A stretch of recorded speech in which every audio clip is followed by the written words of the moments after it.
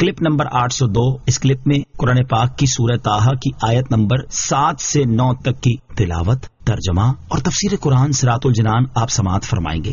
بسم اللہ الرحمن الرحیم. ترجمہ: اللہ کے نام سے شروع جو نہایت مہربان رحمت والا ہے. وَإِن تَجْهَرْ بِالْقَوْلِ فَإِنَّهُ يَعْلَمُ السِّرَّ وَأَخْفَى. ترجمہ: اور اگر تم بلند آواز سے بولو تو بے شک وہ آہستہ آواز کو جانتا ہے اور اسے بھی جو اس سے بھی زیادہ پوشیدہ ہے. فَإِنَّهُ يَعْلَمُ السِّرَّ وَأَخْفَى. تو بے شک وہ آہستہ آواز کو جانتا ہے اور اسے بھی جو اس سے بھی زیادہ پوشیدہ ہے. اس آیت کے دو الفاظ السر اور اخفا کے بارے میں مفسرین کے مختلف اقوال ہیں. جیسے ایک قول یہ ہے کہ سر وہ ہے جسے آدمی چھپاتا ہے اور اس سے زیادہ پوشیدہ وہ ہے جسے انسان کرنے والا ہے مگر ابھی جانتا بھی نہیں اور نہ اس سے اس کے ارادے کا کوئی تعلق ہوا، نہ اس تک اس کا خیال پہنچا. ایک قول یہ ہے کہ سر سے مراد وہ ہے جسے بندہ انسانوں سے چھپاتا ہے اور اس سے زیادہ چھپی ہوئی چیز وسوسہ ہے. ایک قول یہ ہے کہ بندے کا راز وہ ہے جسے بندہ خود جانتا ہے اور اللہ تعالیٰ جانتا ہے، اور اس سے زیادہ پوشیدہ ربانی اسرار ہیں جنہیں اللہ تعالیٰ جانتا ہے، بندہ نہیں جانتا. برے کاموں سے بچنے اور نیک اعمال کرنے کی ترغیب اس آیت میں بیان ہوا کہ اللہ تعالیٰ ہماری آہستہ آواز کو جانتا ہے اور جو اس سے بھی زیادہ پوشیدہ ہے اسے بھی جانتا ہے. اس کے ساتھ یہ بھی یاد رہے کہ اللہ تعالیٰ بندوں کے ظاہری باطنی احوال، آنکھوں کی خیانت، سینوں میں چھپی باتیں اور ہمارے تمام کام جانتا ہے اور ہمارے تمام افعال کو دیکھ بھی رہا ہے. چنانچہ اللہ تعالیٰ ارشاد فرماتا ہے واللہ یعلم ما تبدون وما تکتمون. ترجمہ: اور اللہ جانتا ہے جو تم ظاہر کرتے اور جو تم چھپاتے ہو. اور ارشاد فرماتا ہے یعلم خائنۃ الاعین وما تخفی الصدور.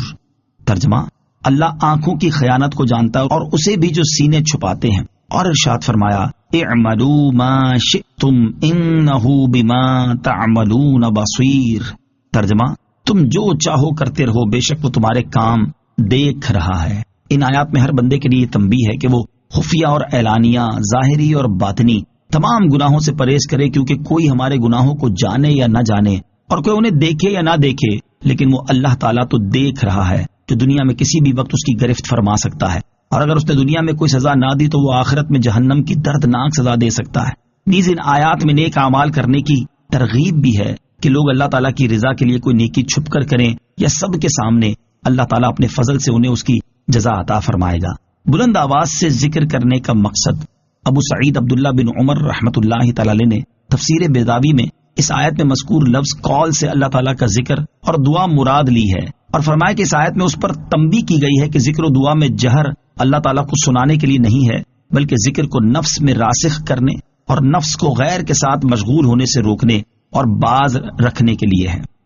اللہ لا الہ الا هو له الاسماء الحسنى. ترجمہ: وہ اللہ ہے، اس کے سوا کوئی عبادت کے لائق نہیں، سب اچھے نام اسی کے ہیں. اللہ لا الہ الا هو، وہ اللہ ہے، اس کے سوا کوئی عبادت کے لائق نہیں، یعنی اللہ تعالیٰ معبود حقیقی ہے، اس کے سوا کوئی خدا نہیں اور وہ حقیقتاً واحد ہے. اور اسماء و صفات کی کثرت اس کی ذات کو تعبیر کرنے کے مختلف ذرائع ہیں. یہ نہیں کہ صفات کی کثرت ذات کی کثرت پر دلالت کرے. جیسے کسی آدمی کو کہیں کہ یہ عالم بھی ہے اور سخی بھی، تو اس کا مطلب یہ ہوا کہ اسے عالم بھی کہہ سکتے ہیں اور سخی بھی، نہ یہ کہ دو نام رکھنے سے وہ ایک سے دو آدمی بن گئے. وَهَلْ أَتَاكَ حَدِيثُ مُوسَىٰ.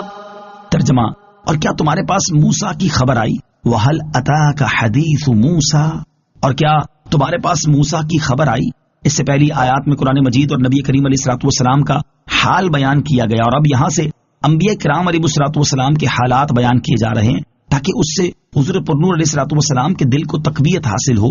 اور اس سلسلے میں سب سے پہلے حضرت موسیٰ علیہ الصلوۃ والسلام کا واقعہ بیان کیا گیا، کیونکہ انہیں نبوت اور رسالت کے فرائض کی ادائیگی میں جس قدر مشقتوں اور سختیوں کا سامنا کرنا پڑا ہے، اس میں حضور اقدس علیہ الصلوۃ والسلام کے قلب مبارک کے لیے بہت تسلی ہے.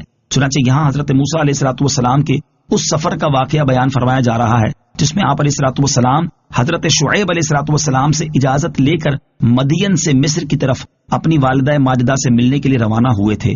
آپ علیہ الصلوۃ والسلام کے اہل بیت ہمراہ تھے اور آپ نے شام کے بادشاہوں کی طرف سے نقصان پہنچنے کے اندیشے سے سڑک چھوڑ کر جنگل میں مسافت طے کرنا اختیار فرمایا اس وقت زوجہ محترمہ حاملہ تھی. چلتے چلتے طور پہاڑ کے مغربی جانب پہنچے تو یہاں رات کے وقت زوجہ محترمہ کو درد زا شروع ہوا. یہ رات اندھیری تھی، برف پڑ رہی تھی اور سردی کی شدت تھی. اتنے میں آپ علیہ الصلوۃ والسلام کو دور سے آگ معلوم ہوئی.